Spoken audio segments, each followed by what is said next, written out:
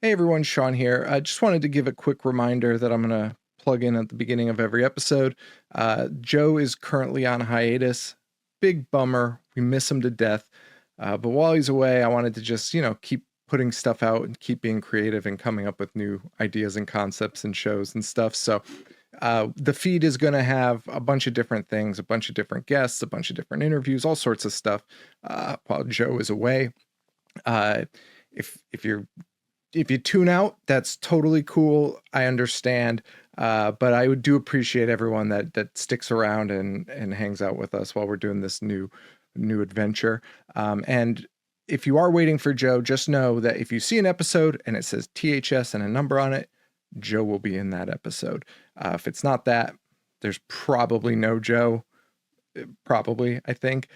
So anyway, keep that in mind, and keep an eye out for if and when Joe ever returns, and hope he's doing great, and can't wait to see what we can do while he's away, and then hopefully get that guy back in here. So anyway, guys, thank you all so much and enjoy this episode. All right, so we're here with Marshall Strauss of Cinema Salem, the owner, or is it like a board? Owner of Cinema Salem. Yes, my wife and I bought the cinema during the pandemic and have had quite a ride, quite an adventure. That's awesome. So what year? Like 2019? No, it was later. The pandemic broke out in the winter of 2020. Yep.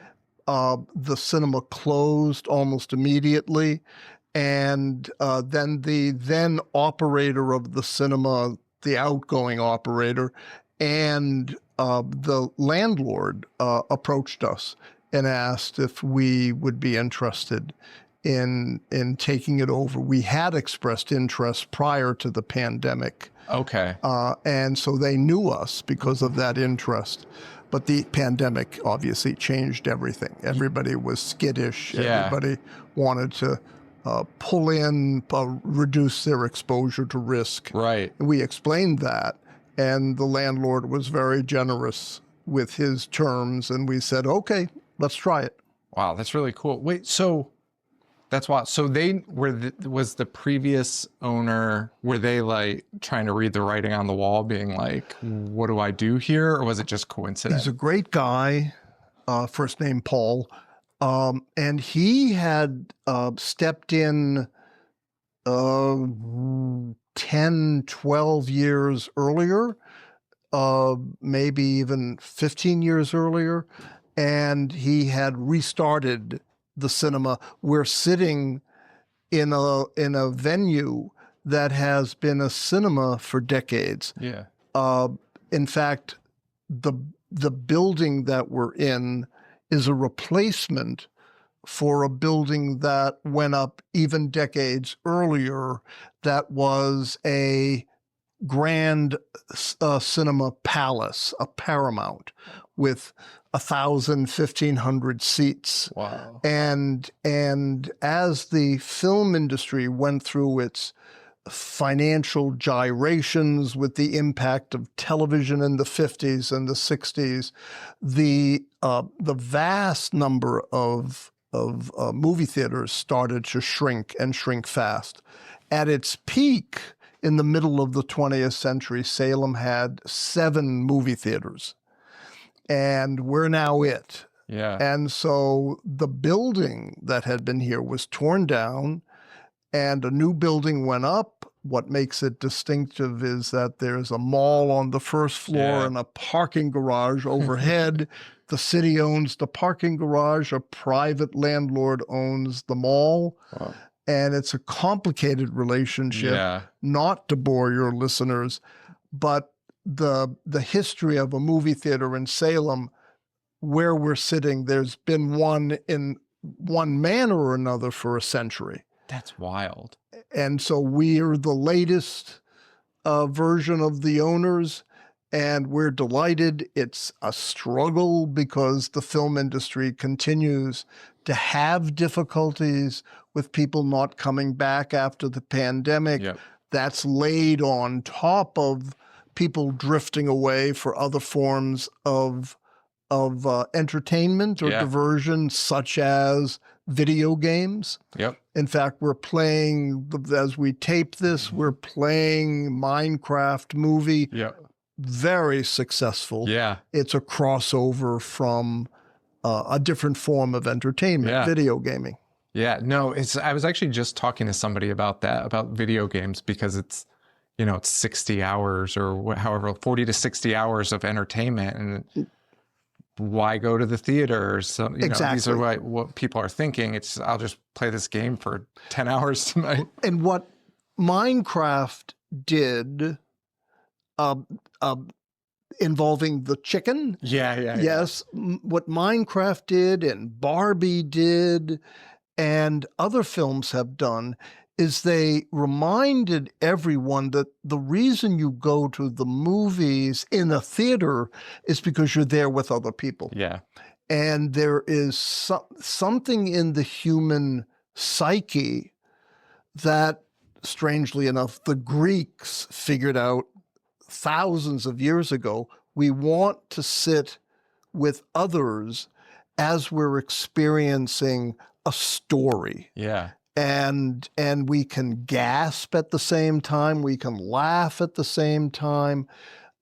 That's the magic of the movie theater. Yeah. And this past week, we played a 1954 classic sci-fi film called Them. One of my favorite movies. It was like one of the first horror movies that my dad showed me was that. There you go. I love it so much. And I'm older than you by far, and I have seen that movie a dozen times, 15 times. If I see it on TV, I say, oh, we have to watch it, and my wife and I will watch it. We almost know the lines by heart. But when we saw it in the theater this week here, when we saw it, it was on the big screen, and there were lots of people in the audience, and we were laughing and reacting to the moments of shock. And at the end, people applauded because they had had the shared experience. Yeah. So I actually, weirdly enough, the Minecraft movie, my son, we went to it. And I knew he wanted to see it. Theater was packed, so I was super excited for the industry in that sense, because I've never seen that many people in a movie theater. The line for concessions was out the door. I was like, this is crazy. Theater was packed. It wasn't a movie that was made for me or I even had any interest in. Like, I'm sure it would have been fine and entertaining. The crowd reaction to that, it wasn't the ones I've seen going viral where they're going crazy. It was kids, and I've been to a million kids movies with my son.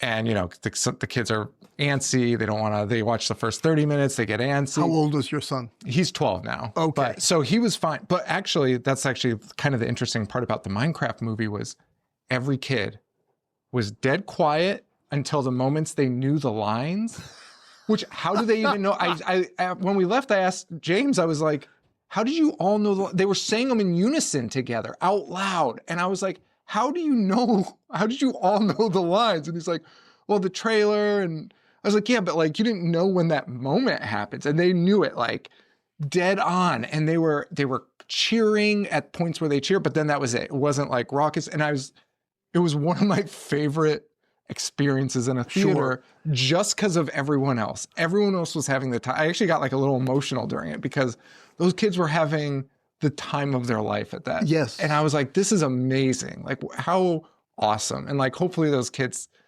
think about that. Like, and that's why my wife and I, her first name is Elaine, as we go forward, I may mention her again. Elaine and I get a kick out of this. I love sitting in films that are aimed at young people. And sometimes people who have never been in a movie theater. Yeah. And they're wide-eyed and they're just absorbed. And there's a joy that comes when people are experiencing a decently made film on the big screen. I am the first, perhaps to the annoyance of others in the cinema business and the film industry, I am the first to say there are a lot of poor films out there. There are a lot of films that I'm happy that I don't have to pay admission to see. But when the filmmakers get it right, Yeah. it provides a joy that very little else will give to people. It's a kind of live theater. Yeah. And part of it is the audience. If you don't have an audience, it's okay to see a film on a big screen, but it's nowhere near as much fun. Yeah, no, I agree. So what drew you guys to doing film? I looked at a little bit about your background, and I don't know if you still hold this position, but you are the president. Were you a president on the board of The chair of the board of a human rights organization Yeah. that raises money for other human rights group. We're all children of our upbringing, our backgrounds. And so I'm old enough that I, and Elaine as well, we both have been drawn to the arts, especially the performing arts, forever and ever. And when we saw that a movie theater was available in our town, it was like, well, that's an adventure. Yeah. We are semi-retired, as any number of old people will remark. They're busier when they're retired than when they had their last paying job. And we were just in a financial position that we could undertake the risk. We could afford a movie theater if it needed upfront money or if it lost money in the wake of the pandemic. And that's been the case. We had to invest money up front, and then we've had to cover losses. The community has been strikingly generous. We are technically a for-profit entity. We have never made money. Yeah. But the community repeatedly steps up and will donate money to the project, knowing that as individuals, they get no tax write-off. Yeah. We are not a charity, and everybody knows it. And we just tell everybody any money you give will go to the operation of the theater or to the new seats or to the projectors that we have to buy. And we've probably, over the 5 years, raised about $100,000 from the community just being willing to help. That's incredible. That's really incredible. And the other thing that we've done is we've opened the door to the community and said, use the cinema. It's your cinema. In part because we had to keep our own costs low, we only opened Friday, Saturday, and Sunday, and then eventually extended to Monday. So we still are not a 7-day cinema, and we only do 2 shows a day, which gives us a lot of dead time. Yeah. Where people can come in and perform their play, or they can show their own movie. Just this week, faculty members from the local university, Salem State, they had made a movie. They took over one of our big halls and they sold out. They had 140, 150 people come to see their newly made film, which was well made. That's so cool. And the audience loved it. And we gave them most of the ticket revenue. And so that helped cover their costs. They have more costs, I'm sure, but that helped. So we have independent filmmakers come to us at least once a month, and we'll screen something and we work it out with them. We have festivals. We have a documentary festival called the Salem Film Festival. That's the biggest documentary festival in New England. It's been around for 15, 16 years, and it's always here. And we have lots of other festivals, and they can be as short as half a day and as long. There's one festival that's starting next week that uses a midweek day when we're normally closed, and it runs for 3.5 weeks. Oh, wow. And they're going to show a dozen films over that period. So we welcome the community and say, hey, get imaginative, just use our equipment, use our screens. They all kick in a little bit of money to help us with our overhead. And when you pile it all up, all those separate activities equal almost a third of our revenue. Oh, wow. Yeah. That's great. Yeah. Was that the vision you had for this when you guys bought it? Was it like... I think it's safe to say that when you buy a closed movie theater, whatever vision you have, don't throw trust. it away? And so, no, we did not have that vision. We thought we would reopen it, that we would have fun picking films. Yeah. Everybody wants to be in the position of, oh, I get to show films to my friends and my family, and we were no different. But then the business realities of having a movie theater kicked in, and we just kept our eyes open for opportunity. And what happened in the first year or two is that families would approach us, seeing that we were closed for a Tuesday night or a Saturday morning, and would ask, can I have my kid's birthday party? It was birthday parties that kicked this off. And we said, sure. We didn't know how to price it. Yeah. So we took a stab and they said, okay. And then we would sell popcorn. Eventually, if the parties got big enough, we would say, well, why don't we streamline this? We'll make enough popcorn for everybody you know's coming, and you can give it to them free. And they don't have to stand in line at the concession stand. And so once we figured it out around birthday parties, we just started sharing the news with the community. My favorite exotic outside group to rent the cinema was a funeral home. Now, why would a funeral home want a movie theater? Well, they weren't conducting a service. What's happened in the funeral home industry is, and it seems a little grim or a little dark, a little gothic, but what they've figured out is they want to create relationships with people who are older, and where a family is starting to wonder whether dad or mom is going to pass away in the next few years, and they start thinking about funerals and funeral homes. So the funeral homes, in a very competitive way, are saying, let's create relationships with the families. So this funeral home said, why don't we have a nice family-oriented film? It'll be free. We have people who follow us on Facebook and Instagram, and we'll just tell them they can come some afternoon. And about 35, 40 people came, and everybody had a grand time, and the funeral home was very laid back about it and just had a little literature, a flyer that they were able to. So we go from birthday parties to funeral events. It's and everything in between. Yeah, I was not sure where that funeral home thing was going to go. I was like, oh, this could go so many ways. I was like, this is going to be super interesting. That's fascinating.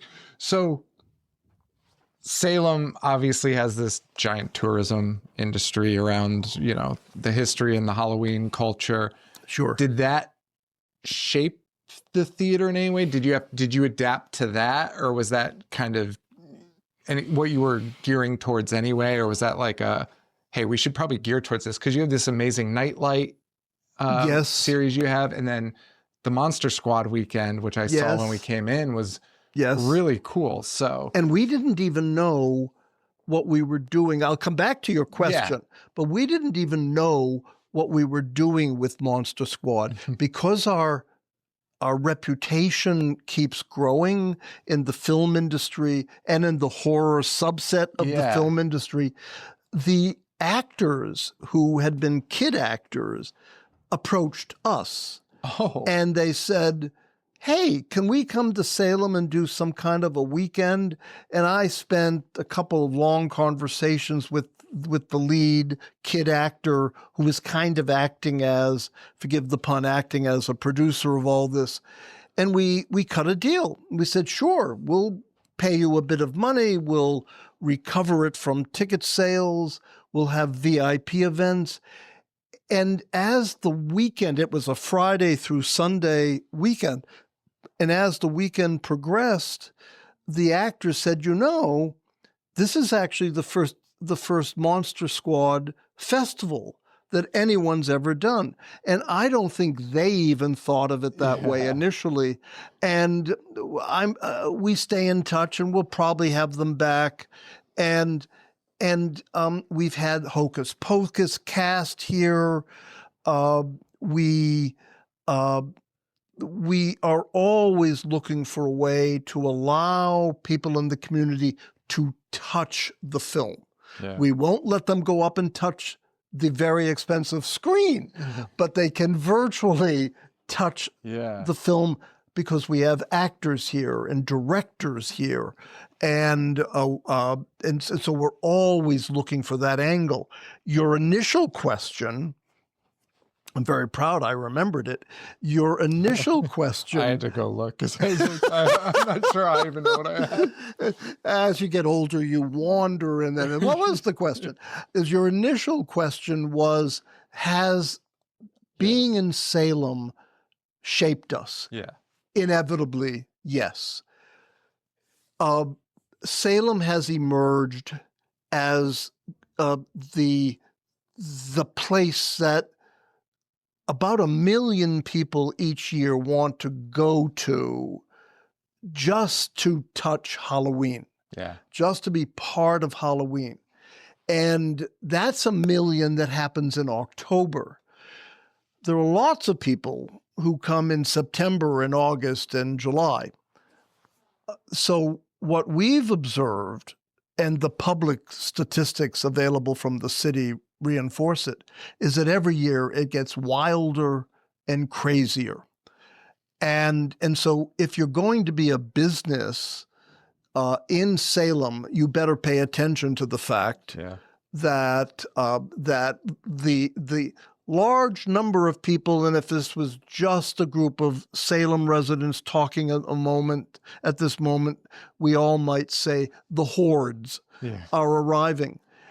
One of the ways it affects us is that residents of Salem will essentially suspend their movie-going, here at least, starting the end of September. Because they know that parking is hopeless unless they live within walking distance, and a lot do, but a lot don't. They say, no, we're not coming into town because there'll be another 50,000 people competing for the parking spaces. So the more and more what you need to do is reflect the people who are just passing through and want to have a good time.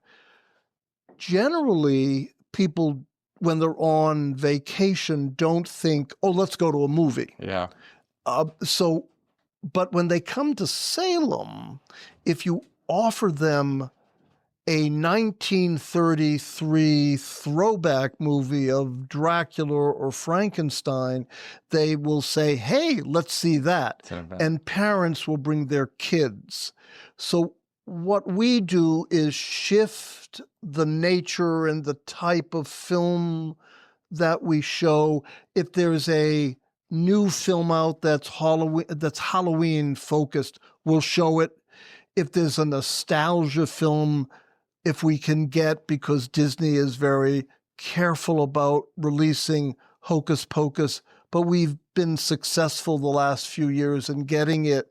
If we can get Hocus Pocus, we play that, and people just climb all over themselves to see Hocus Pocus in Salem. Yeah. In fact, we're bringing in a tribute performance group that come as the Sanderson sisters, nice. And they will perform during that season, and they perform all over the place, and they sell out. And they approached us and said, hey, we've always wanted to come to Salem. Can we figure out a way to come to Salem? We said, well, of course, let's figure it out. So they'll have a 3 days of performances as we head into the Halloween season. So we're always thinking about the connection to Halloween. And then that continues through the year because more and more it's as if Salem is the capital of horror. Yeah. And so filmmakers want to film here. Yeah. They want to anchor their story here. And then they get a kick out of showing their film here. So, yeah, being in Salem inevitably has a strong component of horror, and we're fine with that. We don't limit it to that. Right. And so we have lots of documentaries and other newly released, I almost used a term of art, first run films. Generally, if you would know this because you would look around at other cinemas, generally cinemas do one thing. They show new films. Yeah. Or they're an art house and they show old films. Or they don't show films much at all and they do live performances. Right. And then because they have the equipment, they'll show a film or two in the month. We do all three. And that catches people by surprise. So we will do the same this weekend while we're taping. It's all new films. Yeah. But quite commonly, we'll mix it up. We'll have 2 new films and 2 older films. The film Them that I mentioned played on Wednesday. So in the course of a week, we will certainly have old films. But right now, which is we're taping on a Friday, it's all new films, but not always. Sometimes we will have old films and new films. And then if we have a very interesting live performance, we'll kick the films out of the hall and we'll put on a live performance. We will have salutes to Jim Henson using the Muppets. That's live. Yeah. We had a group, they approached us, a group of theater majors from Cambridge University in England. They wanted to come and perform Julius Caesar. And we said, let's go for it. And in fact, they had such a grand time and the community had such a grand time. They're coming back this fall and going to produce Macbeth. and so we will mix it up, and partially out of necessity because the films alone don't sustain a movie theater, and partially because it's more fun. Yeah. It's more fun for us and it's more fun for the community. Yeah, no, I think it's one of the reasons I've always loved it here. I used to come, I came every year with my mom to Salem, and this always stood out because you went to the mall to use the bathroom, and you'd always see Cinema Salem here. And then, as I got older, the podcast's first live performance was in Cinema Salem. Okay. And so how many years ago? Forgive my ignorance. So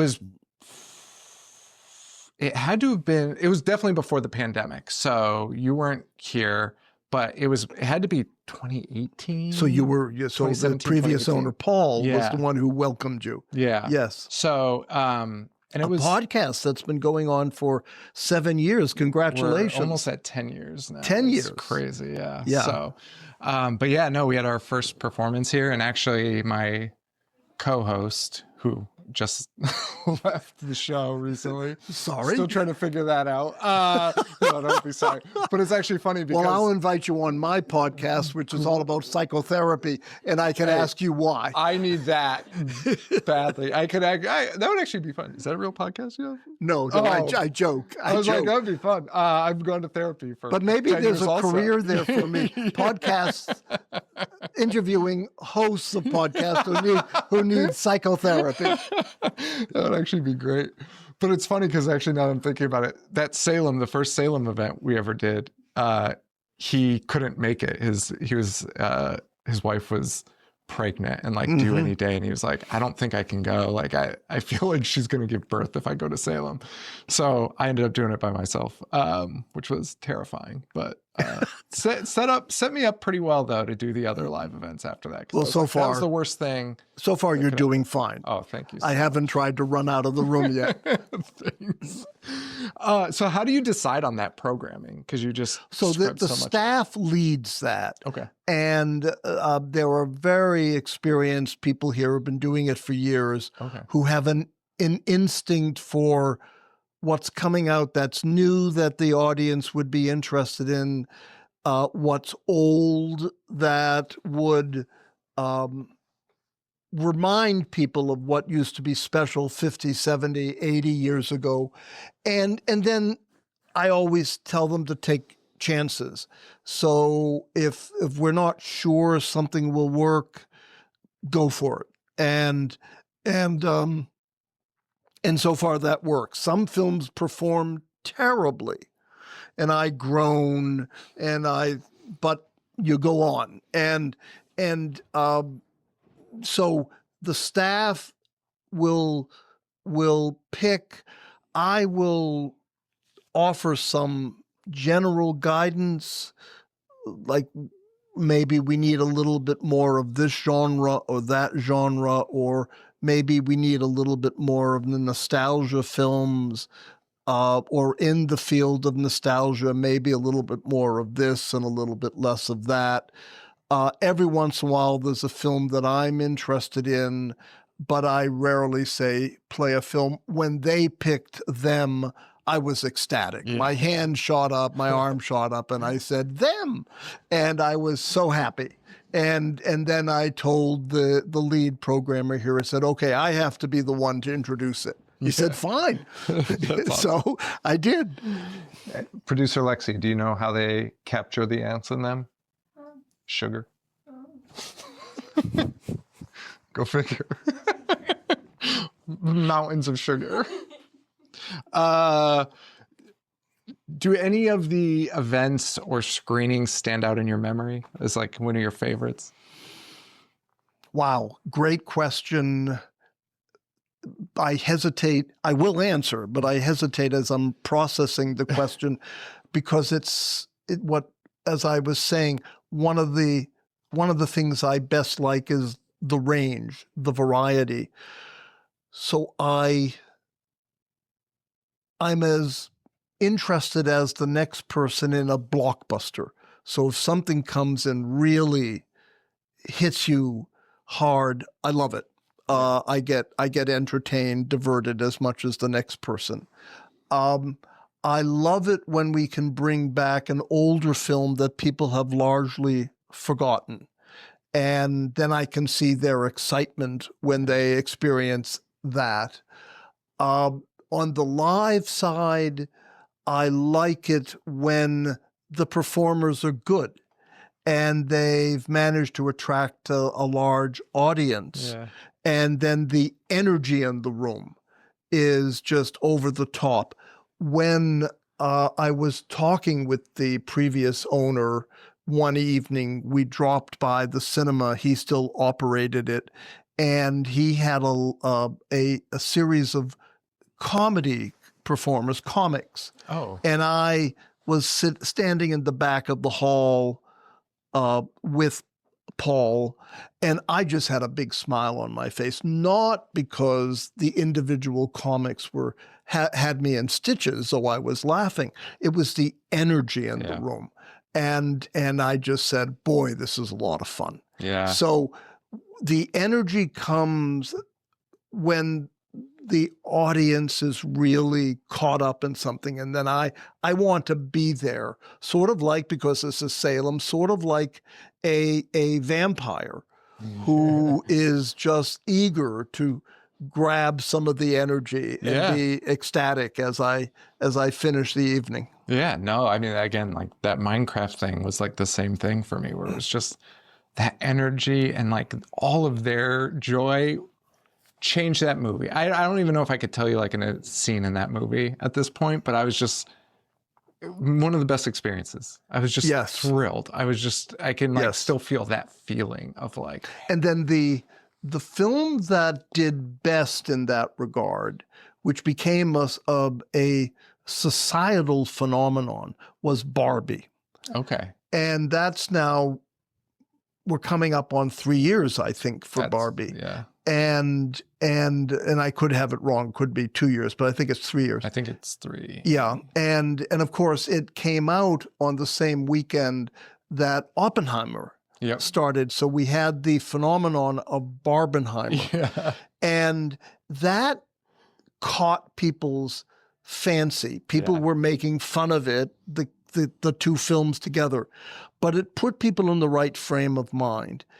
And until those films arrived, we had at most had one sellout. And then they started, and we had sellout after sellout. Wow. And I believe we had, over the first 2 weeks, a dozen sellouts. And it was all about people being in the hall together. Yeah. And they're lovely films, completely different. But it was the fact that they were there with others that was just reinforcing the pleasure, the joy that they were all having. Yeah. I started with my co-host taking a hiatus. Lexi's kind of stepped in, and we kind of developed this like pseudo show that we're kind of filling in the gaps with, called Hollyweird. And it's more geared towards the old show is, let's take an old horror movie and talk about it. And now Lexi and I are doing this where we're kind of talking about newer movies or cinema in general. And so I started digging a lot into the business and the culture of like movie theaters and stuff. Yeah. There's a lot of information out there, and it's super interesting. So I started reading about like CinemaCon and which just happened. And it's just like an interesting industry, and it's something I want to support more moving forward. But it was fascinating how they have this outlook, especially with you're playing it now, but Sinners and Minecraft are two movies that are just very different. People are lining up to see it. Yes. Lexi and I still haven't seen Sinners. We both have tried like every night, and it's packed, and we're like, oh my God, like this is crazy. It's almost sold out every night. Yes, so. It is having that desperately sought after phenomenon of positive word of mouth. Yeah. And so people are more interested to see it in the second and the third week than anybody anticipated. And the awful truth about modern film is that it's kind of, and how it plays out in movie theaters, it's kind of what I refer to as the shiny object syndrome, which is a film comes out, has a lot of buzz, everybody wants to see it in the first weekend, and then nobody wants to see it in the second weekend. And films will drop off sharply in the second weekend or second week, and then even worse on the third week. And the industry tracks that. Yeah.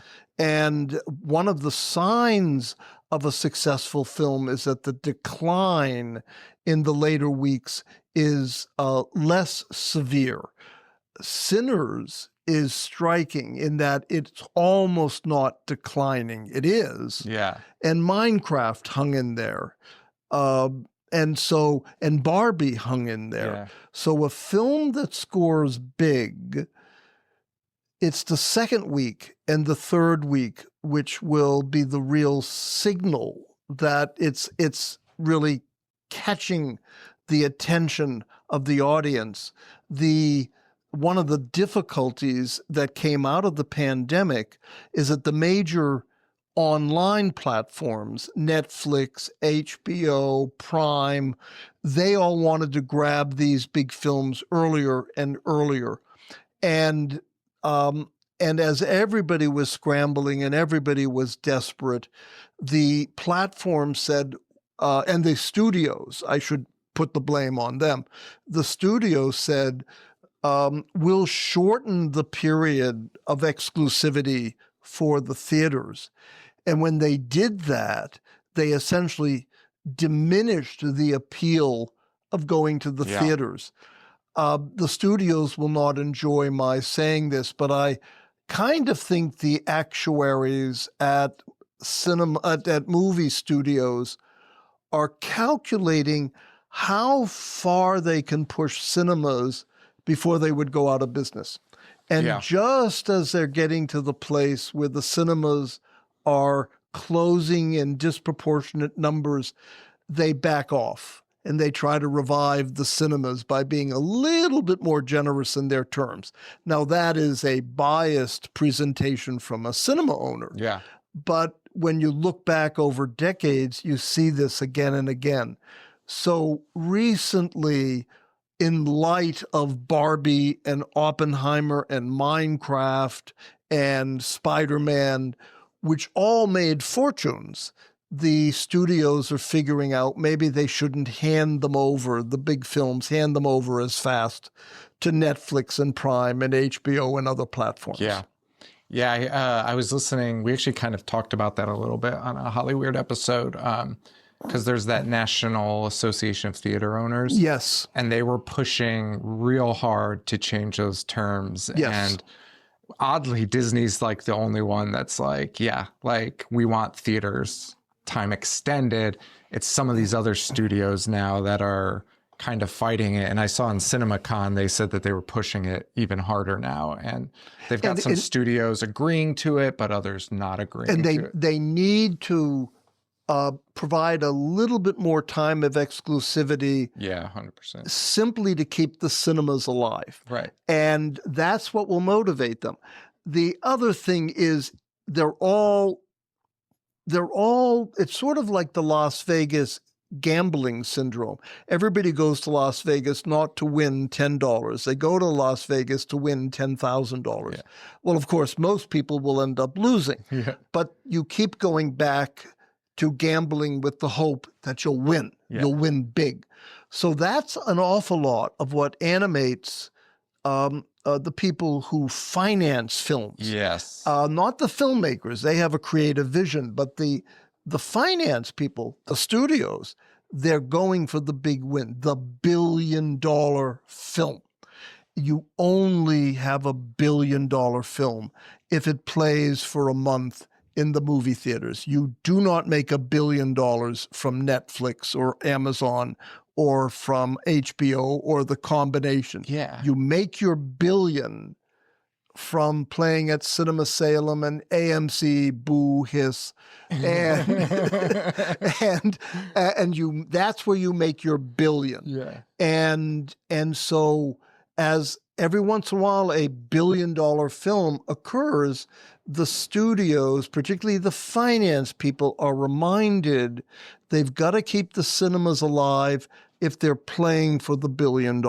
It's such a bizarre concept. It's not a bizarre concept. It's a very obvious concept that you have to make money here because the streamers aren't making money right now. That's and right. It's insane that they think, I don't understand how they're thinking they can make money by doing this shortened window. It seems bizarre to me, but I don't know. The whole concept is kind of a bummer for me right now. I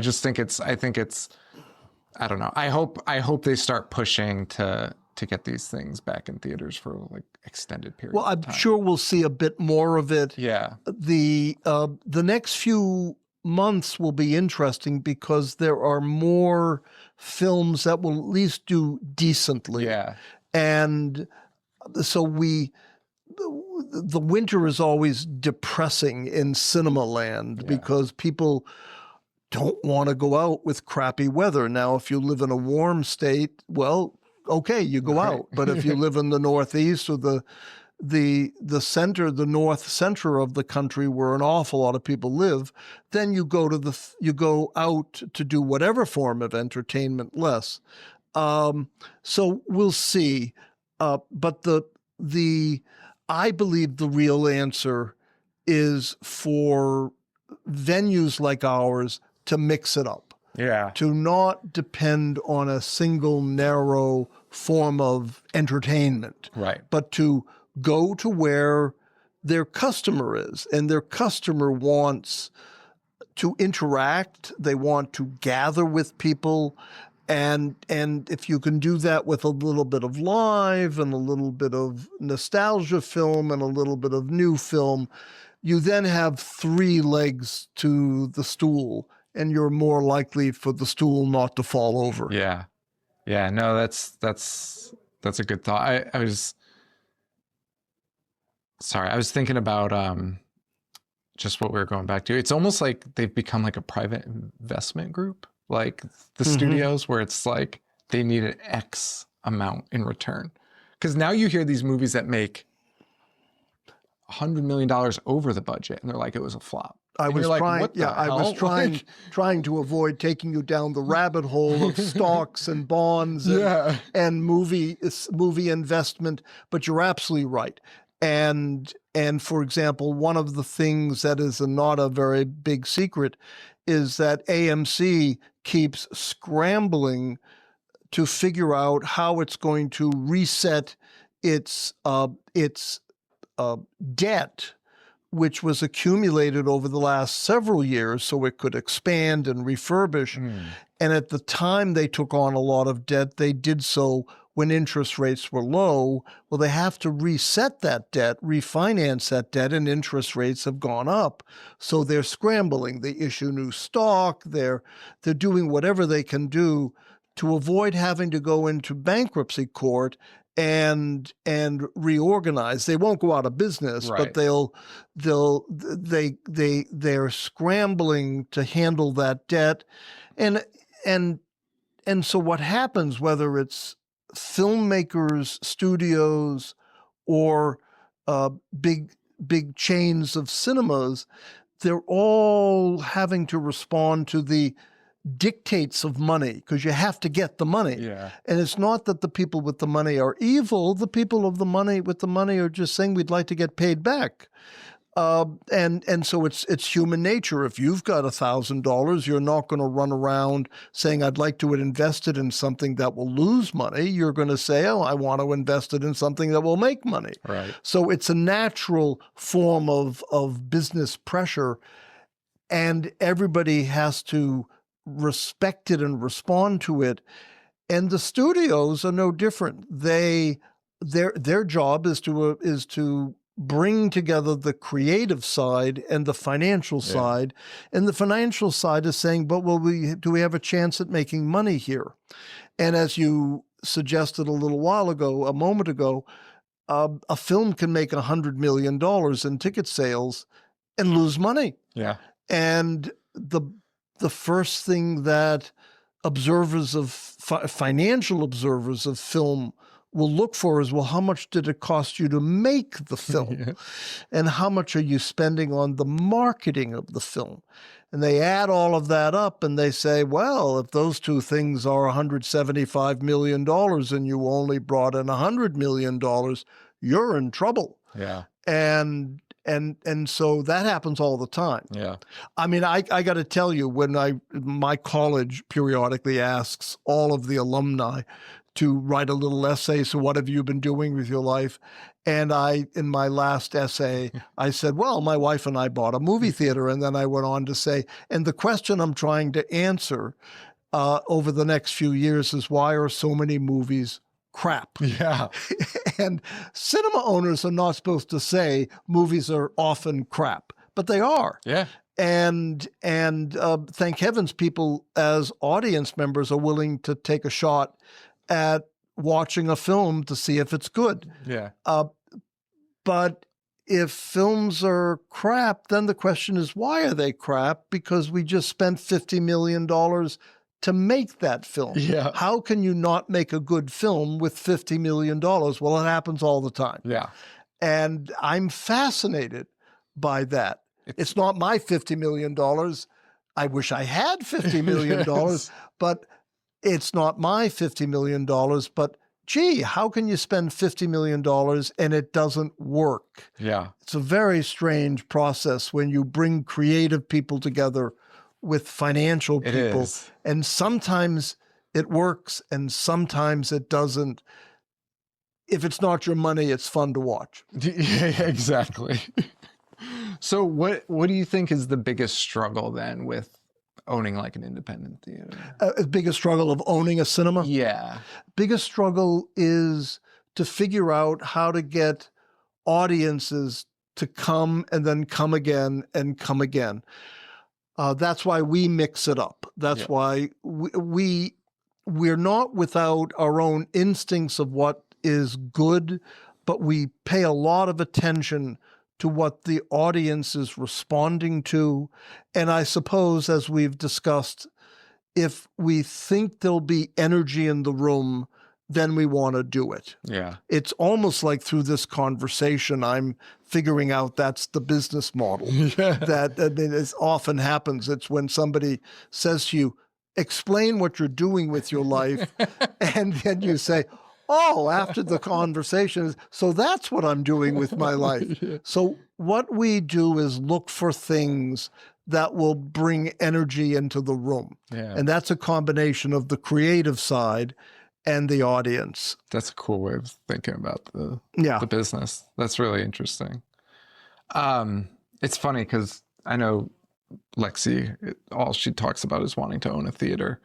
And in her side, it's what would you call it? Like the art of it, I guess. The vibe of the theater is like, she wants that. And she'll like talk to me and be like, let's buy a movie theater. Like, let's buy a movie theater. And then I'm that like pragmatic, like, hey, you do know there's bills to be paid, like with buying a movie theater. So if the question is, should you buy a movie theater? The first thing I will offer you as a friend of the court is save your money, don't buy a movie theater. Oh, that's not what she wants to hear. I didn't hear it. But my wife and I recently had a long conversation with a professor at Duke University in North Carolina, and his wife and he and an outside party have a black box theater in one of the cities in North Carolina. It's done very well, and so they're now thinking of doing a movie theater. So, first piece of advice we gave them is be careful.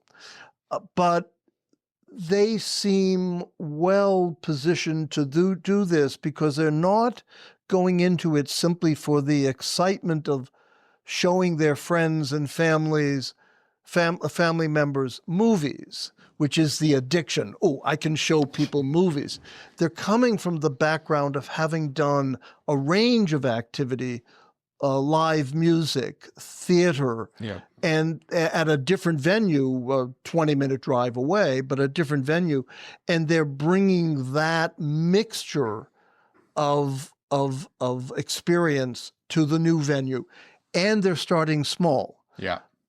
We have over 400 seats scattered through our now 4 halls. Our biggest hall is 170 seats. Our smallest hall is 25 seats.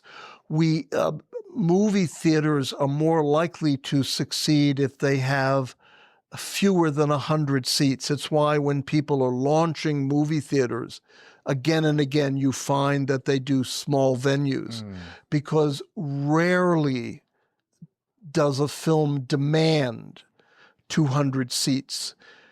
If you walk around in an AMC or a Regal, what you'll see is multiple halls, 2 or 3 of them having a large number of seats and the rest of them small. Yep. So they're prepared to handle either kind of film. A film that will just draw 30 or 40 people, or a film that will need 150 or 200 seats. And if you have that mixture, you're better positioned to survive the unpredictability of screening films on a financial level. Yeah. So what you see is what I'm sure the people who did movie theaters 30, 40, 50 years ago would today call micro cinemas. They're just small venues And if you go small enough, we are not small enough, but if you go small enough, you don't have to spend $50,000 on a projector. Right. We're bigger, so our projectors are expensive. Okay. And the sound system is expensive. But if you go down to 30 or 40 or 50 people, you can still get the energy in the room. Yeah. People are really sparkly when they come out afterwards, but you haven't had to spend as much to get it going.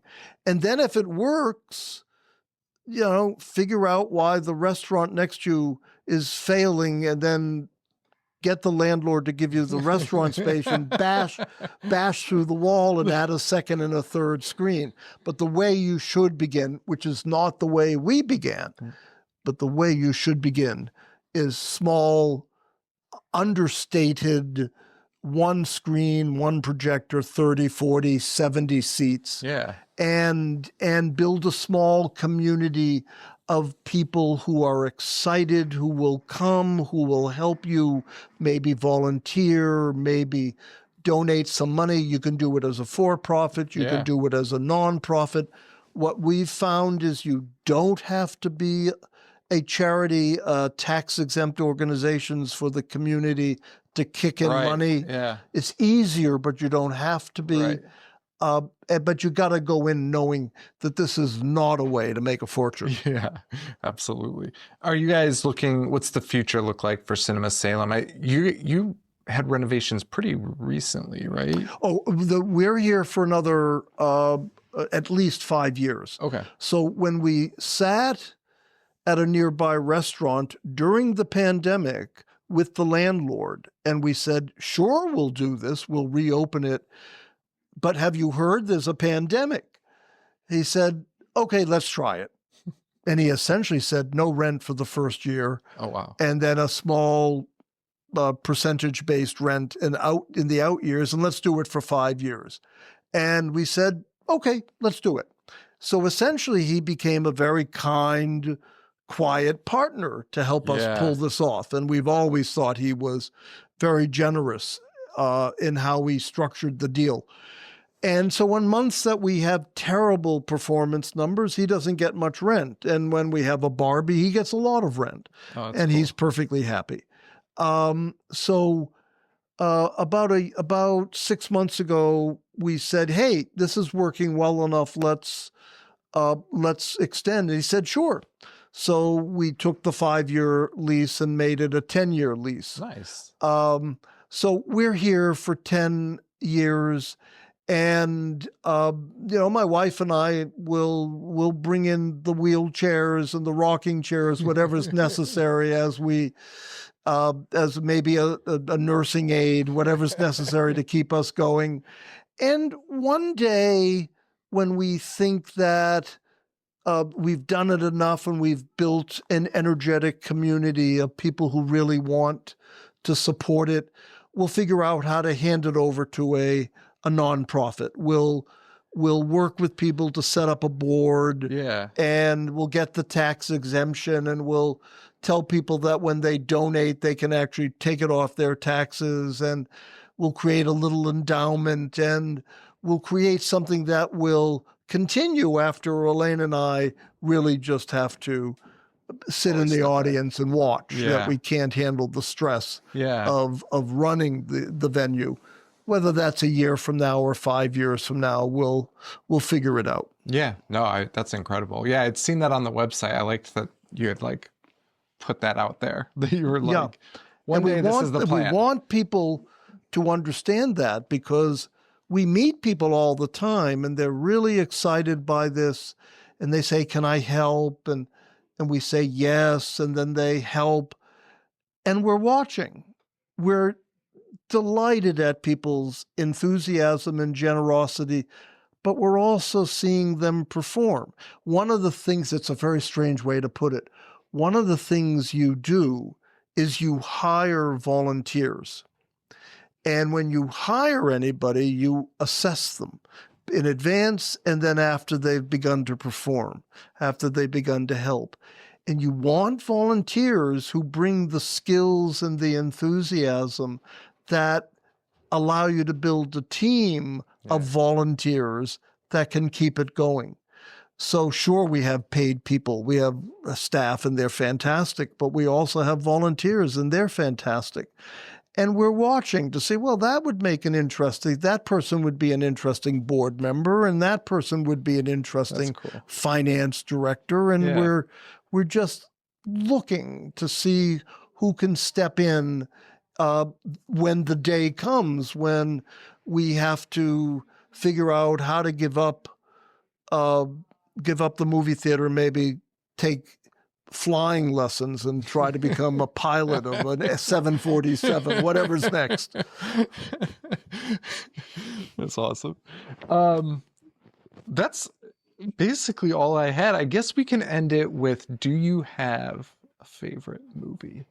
And have you gotten to see it here? A favorite movie? There are movies that have had impacts on me. And there's a Peter Ustinov film called Billy Budd. Okay. And it's decades old.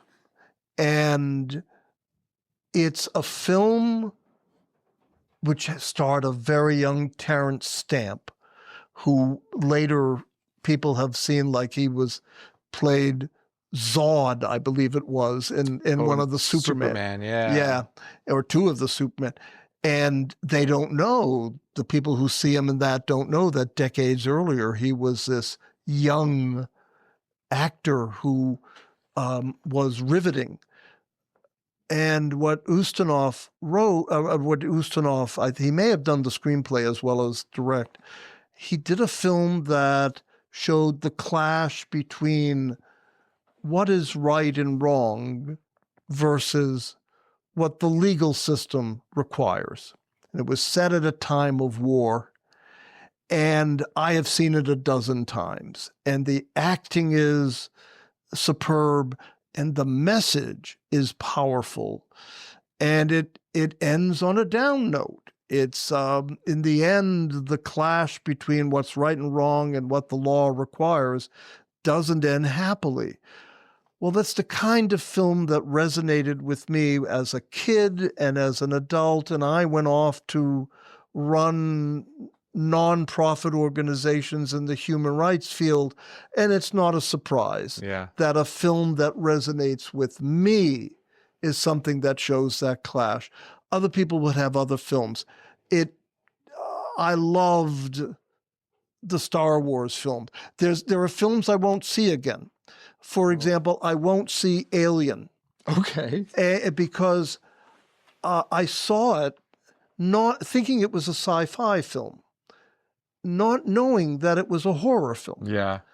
And so the director, am I remembering correctly, Ridley Scott? Yeah.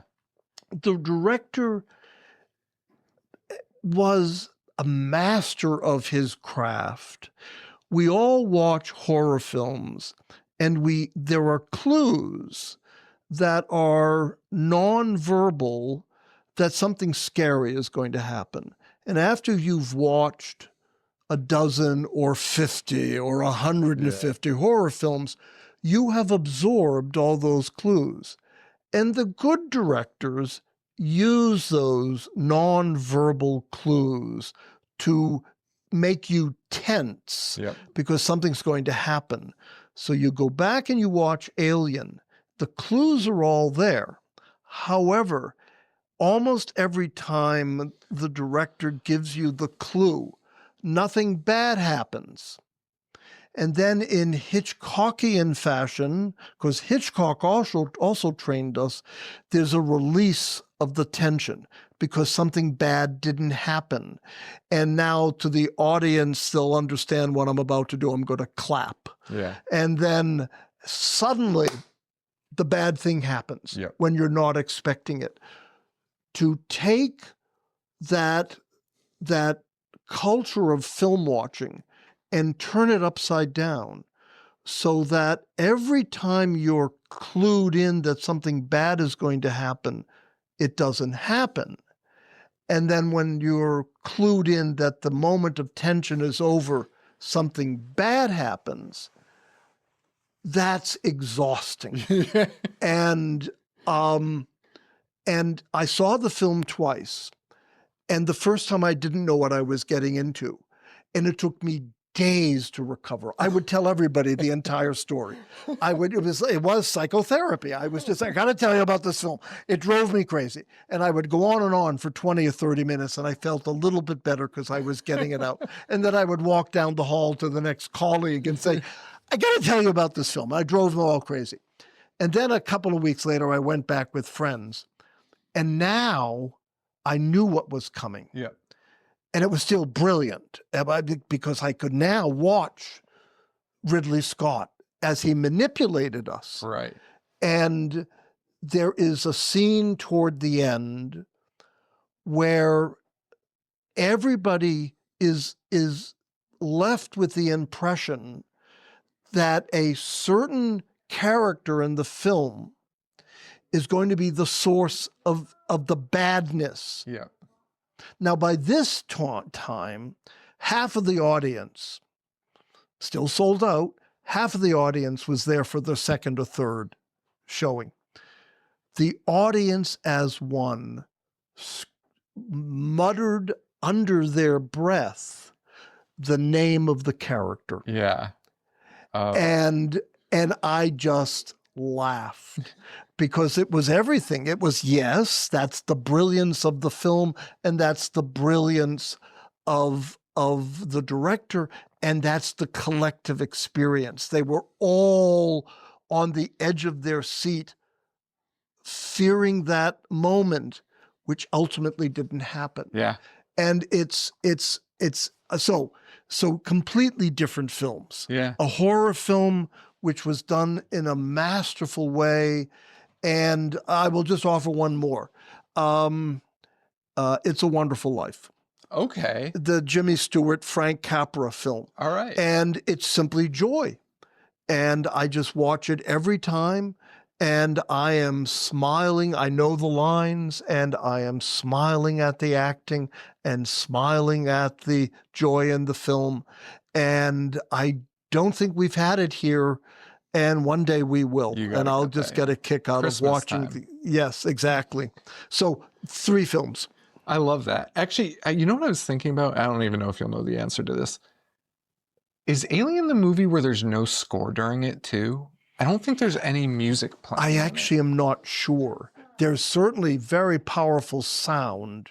Yeah, there's sound. There's powerful sound. Because I think it was Alien. I watched. No, I'm sure there's music because there's opening credits. Well, I mean, during the film. I'm curious because I think I know I watched a movie in the last few years with my son. And I think it was You're Alien. a very either generous or cruel dad.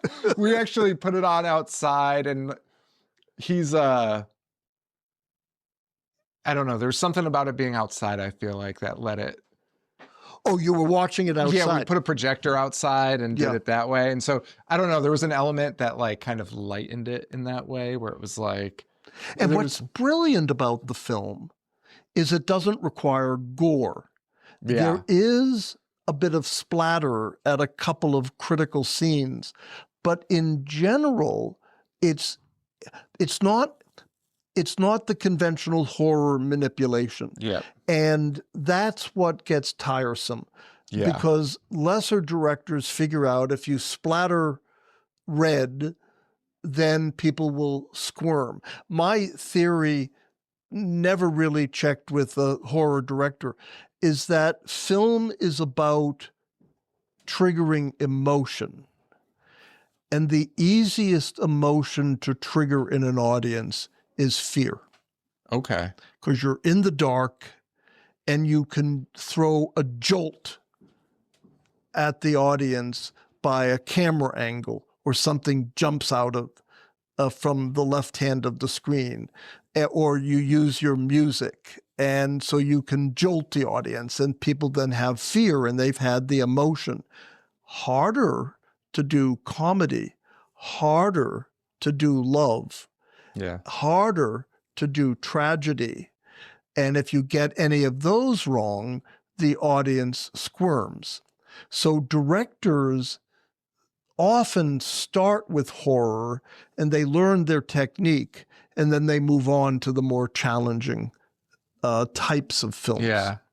You know what I would love to see? Sorry, you just said comedy and it made me think, and I know we could wrap it up, but I would love to see comedy come back to theaters. Like, I know there's comedies, but like, Yes. there was that great period where they were like the 80s and 90s. There was always a comedy in a theater, and it was so fun. And they were not low budget, but you know, that higher budget comedy. And I Yes. feel like that's just dead now, which is a bummer. So film, inevitably, like any art, film is a reflection of the time. And so the absence of comedies that you think back on fondly, that style, we're in a dark period. Yeah. And so eventually the filmmakers will adjust, in part to reflect the darkness, in part to relieve the darkness, and we just have to give them their space, and they'll do it. We'll get there. That's a nice way to think of it. Did you look up if Alien has a score? I was looking it up. So it does have a score, but I need to dig into it more because it sounds like the guy made this amazing score for it and it was removed almost entirely from the final cut. Oh. And there's like people that try to edit it back into that's the interesting. movie.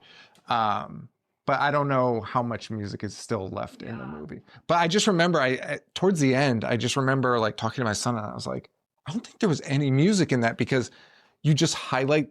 I realized like the noises were just so, Yes. every footstep you heard, it was like granular, like you could hear everything in the movie and which is scary.